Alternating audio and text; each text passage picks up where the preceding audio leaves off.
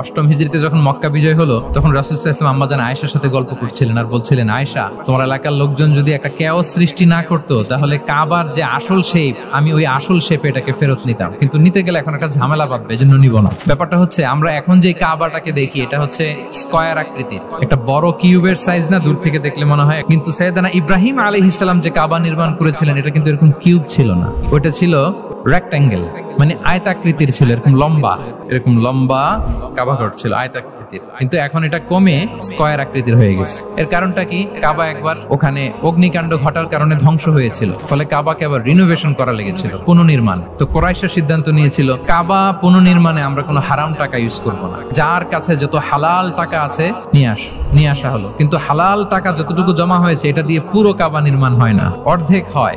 ফলে কাবা যে আয়তাকৃতির ছিল সেটা না হয়ে গেছে কি বর্গাকৃতি, মানে স্কয়ার। ওই স্কয়ার কাবাই আজ পর্যন্ত রয়ে গেছে।